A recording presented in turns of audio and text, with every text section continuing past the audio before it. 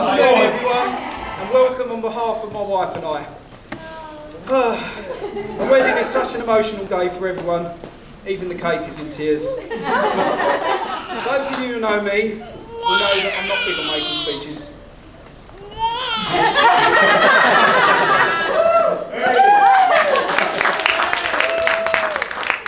No, that's not true. This is actually the only time in my life where I'm going to be able to speak without being interrupted by Gill. So settle in, people. I've got a lot to say. Here we are finally, after 19 years together, 3 amazing children, 2 dogs, a house, 4 years of wedding planning, 2 years of COVID, and 1 or 2 slight obstacles, to say the least. I'd like to start on behalf of myself and Gillian by thanking the father of the bride. Thank you for welcoming me into your family, Martin. Your kind nature and easygoing attitude has made it easy for me to fit in. I'd also like to thank Gill's mum, Shirley, for coming to our house every Thursday and washing my pants, cleaning our clothes and having a general tidy up. Honestly though, equally like Martin, you have always made me feel comfortable and welcomed me with open arms. I want to say a big thank you to you both. You guys have done a wonderful job of bringing up Gill.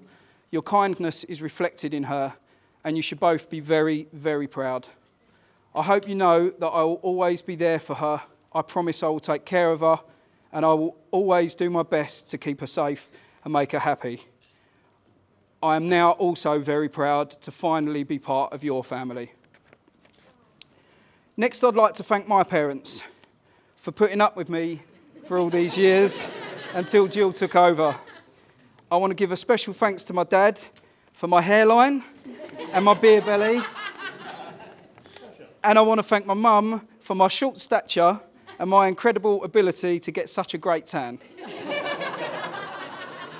Just kidding, I'd like to use this opportunity to tell you both, as well as my stepmum Lynn and my stepdad Rich, just how much I appreciate everything you have done to help shape me into the man I am today, and how grateful I am for all the things you do to help whenever we need it. I used to worry about this day as a child, getting my divorced parents together in the same room, and yet here we all are. So thank you. And I hope you all know how much I truly love you all. I'd like to say thank you to everyone who booked to go to Zante for us. Please accept my apologies for how it turned out. Thank you for being here with us and making today so special. I'd like to thank my groomsmen for squeezing into those tight trousers. Job well done, boys. Only you know the pain we've all had to endure. And thank you to my handsome twin boys. Where are they? Right, okay. For doing their very best at behaving themselves. You really do look like true gentlemen. Thank you to all the bridesmaids and the mini bridesmaids. You all look so beautiful and have done a wonderful job of taking care of Gill today, helping her get ready and get her here on time. Also, a massive thank you to Drew for supplying a car and driving Gill and her dad here. A big thank you to Kaylee for making such an amazing cake. I can't wait to taste it. I would like to say a special thank you to Becky, the maid of honour. She has been there every step of the way, night and day, since we began planning back in 2017. She has been there not only for Gill, but for me too. Becky knows firsthand of the roller coaster ride we have been on for the last 4 years, and I really don't think we could have done it without her. She is a great friend to us both, so thank you, Bex. I will shortly be handing over to the best man, but unlike many best man speeches, which are full of sexual innuendo, he has promised that if there is anything slightly risque, he will whip it out immediately.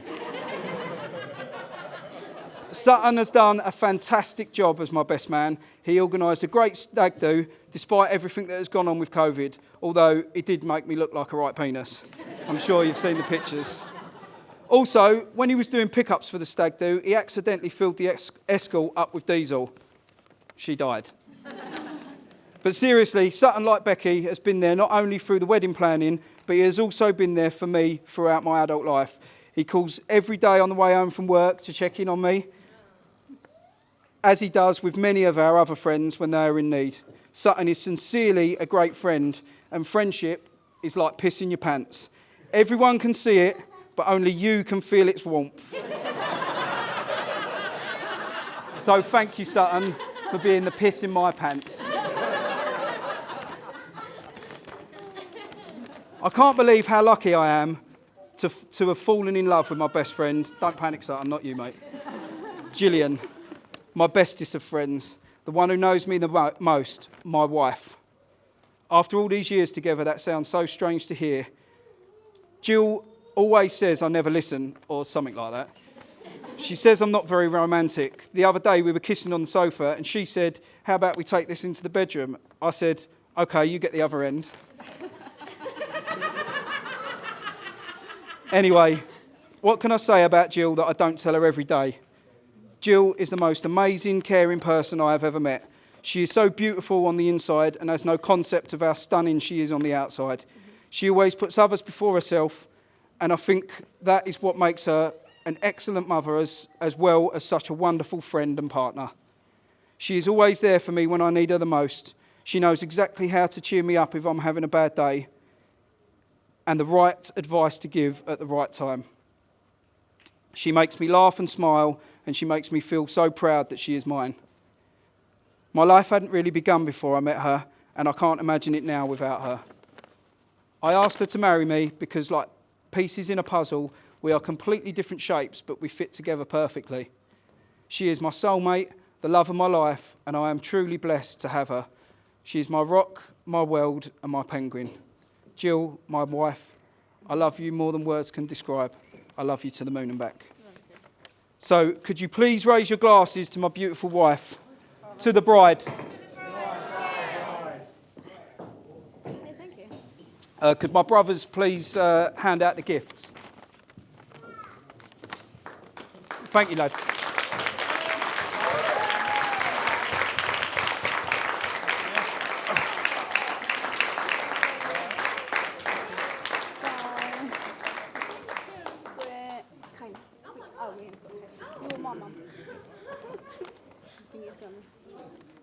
Thank you, Steve. Thank you, lads. Thank you for everything, Dominic. Thank you once again to everyone, and please welcome my best man. Coming in, Sutton. Payback time, mate. He did it at the same time. Oh, okay. You all right? Yeah, I was just making sure. Thanks, mate. Right, for those of you that don't know me, I'm Cole, Dave's best man. I'd like to say thank you to Dave for choosing me, if for nothing else other than an opportunity to talk for a few minutes without him talking over me. I know you had plenty of mates to choose from. To name just a few, Jay, your older and frankly better looking brother. Ed, one of your oldest mates from when you lived in Suffolk. And not forgetting Woodfine, one of your closest mates for many years now. I know it was a close cut thing between all of us, but obviously you like them better than me and wanted to see me suffer. I first met Dave in year 9 of Chelverton School in 1995. He had long hair in a ponytail and was about 6 stone pissing wet. To be honest, the first impression of Dave was, that gingerbird's a bit of a dog, but she seems game. We soon hit it off, realising that we had loads in common. Motorbikes, hairstyles, music, and the fact that we were both massively unpopular. Since then, we have become the best of friends, with me learning very quickly how little I had to say to him before he would lose his temper and punch me. Lucky for me, though, he hits like a girl as well as looks like one. After school, I was the first of us to get a motorbike, a beaten-up old 20-year-old Honda that would go about 80 miles an hour downhill with the wind behind us, which turned out to be more power than we ever needed or could handle. It was a bit tragic, and we looked like a right pair of wallies, but me and Dave went everywhere on it, and we loved it. We then progressed to delivering pizzas on mopeds, which was fun for a while, doing wheelies and breaking number plates in half. But Dave had to give it all up when he was threatened by a gang of children. and had the bike stolen off of him. I'm not sure who was more upset, the shop for losing the bike or Dave for having to walk all the way home. As a lot of you will know, Dave has a notoriously weak stomach, especially when he's been drinking. Trust me, never get in a car with Dave after he's had a beer. It's not going to end well. To name just one of many occasions, on our way home from a night out at our friend's fancy dress party, we had to pull into the nearest lay-by, which was unfortunately had a kebab van in it. And before the car had even stopped, he was hanging out of the window spraying vomit all over unexpected diners, all while dressed as Wolverine. While I'm on the subject of drinking, I would just like to say a massive thank you to all the guys that showed up to the stag do. It wasn't quite the weekend away that we had planned, but we made the best of a bad situation. Done well. I hope you all had a great night. And a special thanks to Rich for being true to form and leaving me a little present in the garden to clean up the next day. That really did help the hangover, mate, so thank you for that. When Gill and Dave got together, I thought I was going to lose my best mate. But it turned out I gained another. I couldn't ask for better friends than used to. And couldn't be happier for Dave that it worked out, because as we all know, she could have done a lot better. If it wasn't for Gill and Dave, I would never have been introduced to my now wife, Becky, and we would never have had our 3 daughters, so thank you very much for that, guys. Gill and Dave's family has also grown over the years, first with their eldest Tegan and the twins, Logan and Parker, who I know can be a handful from time to time, but from what I've heard about Dave as a child, it's nothing but a little bit of karma. Right, I'm going to shut up now, as I'm sure you're all fed up with listening to me rattle on. I just want to say that although you had to postpone, cancel, and then reorganise at the last minute, with all the stress that goes with it, it's been a fantastic day so far. And I couldn't be prouder to call you both my friends. I love you both like family. So, could everyone be upstanding?